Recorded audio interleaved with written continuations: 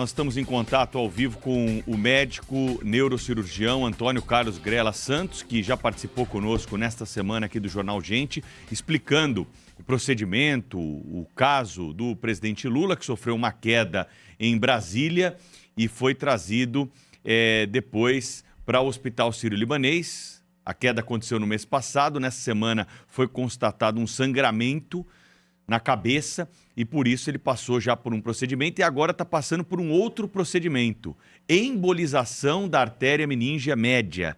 Nós vamos entender exatamente o que é isso com o especialista, que é o Dr. Antônio Grela, ao vivo conosco aqui no Jornal Gente. Do que se trata esse procedimento, quais são os riscos e por que ele foi necessário, por que se faz esse procedimento? Bom dia ao senhor.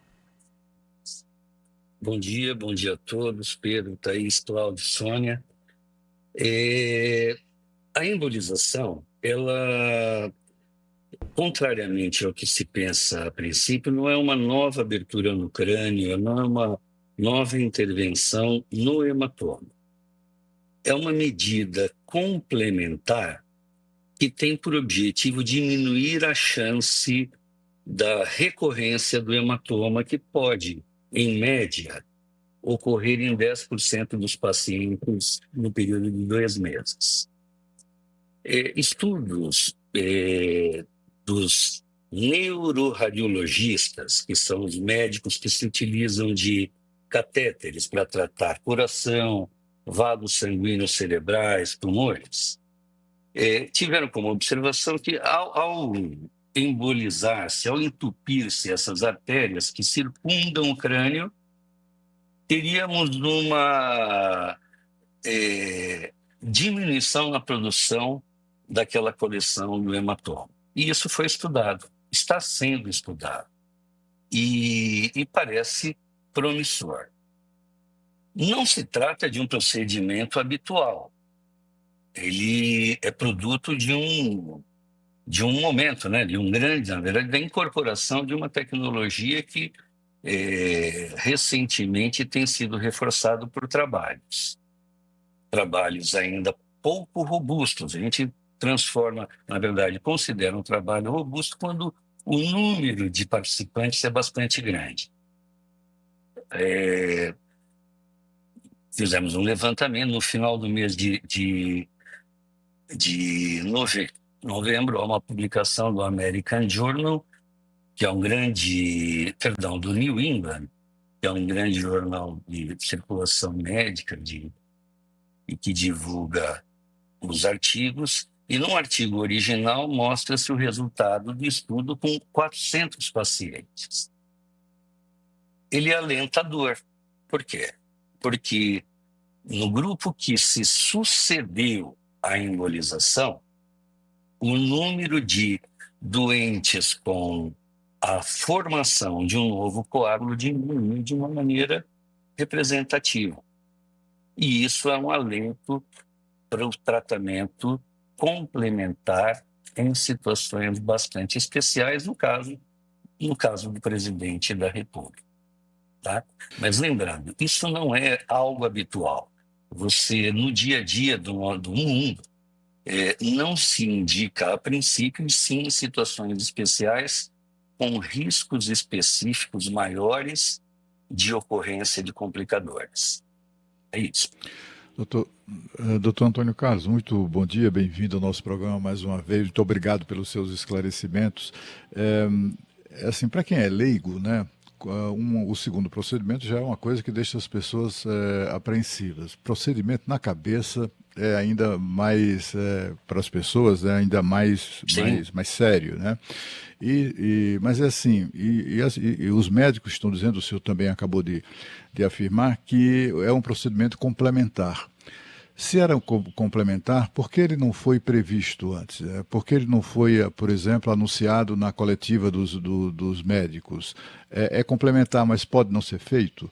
É complementar, mas se não for feito, tudo bem? Enfim, porque essa coisa de ser um procedimento complementar sugere uma certa previsibilidade, né? A gente gostaria de entender isso. É difícil, eu consigo entender a utilização e eu vou justificá-la.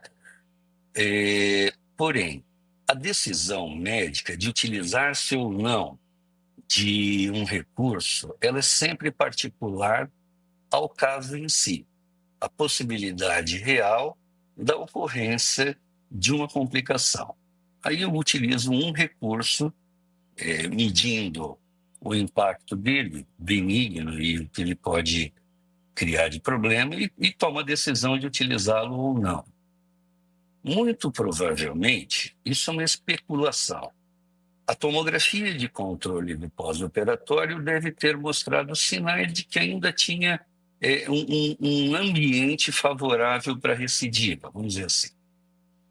E que, considerando ser o presidente da República e tendo algo a fazer, repito, é um método estudado, conhecido, aplicado em várias universidades no mundo inteiro, porém, ele não está estabelecido como uma regra. Todo doente operado do hematoma seguirá fazendo a embolização. Trata-se de um início de uma ferramenta. Qual a explicação para isso tudo? Ele está num hospital de excelência ligado à universidade, de certa forma, ligado à Universidade de São Paulo, e que está no centro das discussões acadêmicas, e esta, sem dúvida, é uma pequena contribuição com baixo risco, com baixo impacto, que pode, à luz desses trabalhos recentes, repito, de pouco tamanho, mas promissores, de que essa ferramenta pode garantir que o presidente não seja operado novamente daqui a um mês. Porque, repito, em média, 10% dos pacientes operados pela primeira vez são reoperados porque a doença volta, pode voltar. E a atuação da equipe de hemodinâmica, por indicação da equipe de neurocirurgia, é de que utilizemos essa ferramenta como Doutor Antônio Carlos, conjecturada, doutor Antônio para que Carlos, tenhamos um resultado melhor. Vou pedir só Sim. a sua atenção um instantinho, por favor, porque o médico Roberto Calil Filho está falando agora, ao vivo, na saída do hospital sírio-libanês. Ele já fez aqui a manifestação dele. Já a gente traz para o ouvinte da Rádio Bandeirantes, para o assinante da Band News TV, qual foi a manifestação. Ele deve ter... diz que a cirurgia foi um sucesso, foi uma manifestação rápida, só para sinalizar o encerramento da cirurgia. Deixa eu passar a palavra, então, para a Sônia Blota. Sônia.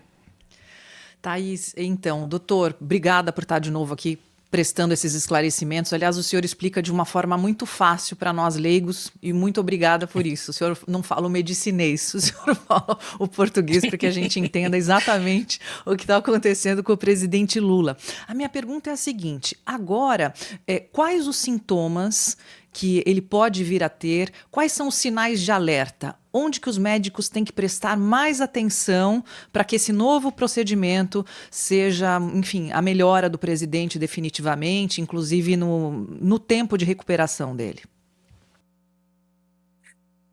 Não ter complicadores, porque efetivamente o tratamento já foi realizado.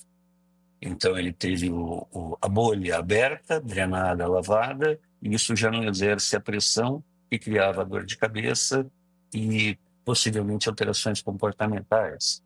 Parece que ele tinha mudado, ele estava mais quieto, e isso já traduz o problema da hipertensão intracraniana. Então essa etapa foi vencida. Complementarmente, agora pela manhã, tomou-se uma medida dificultadora da recidiva possível. Improvável, 10%, porém possível. Então usou-se uma ferramenta na tentativa de diminuir a chance de complicações futuras. É o tempo, é a evolução. Repito, quando a gente vê trabalho científico que te dá a ideia daquilo que as coisas podem proporcionar.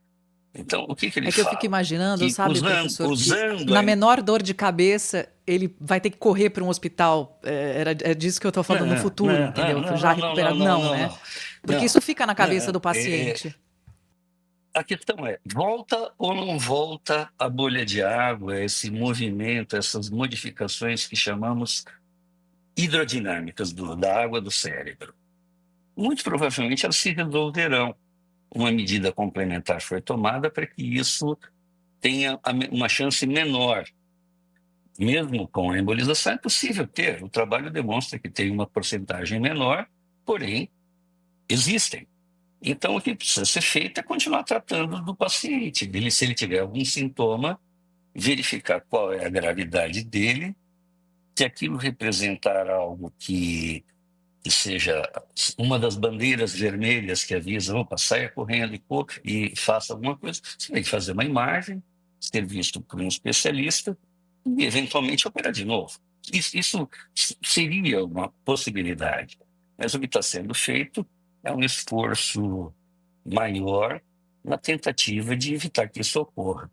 Mas, via de regra, hematoma subdural crônico bem tratado, isso é, tratado precocemente e isento de complicações clínicas, lembrando que velho complica, por pneumonia, por trombose, por tudo, o açúcar eleva a pressão.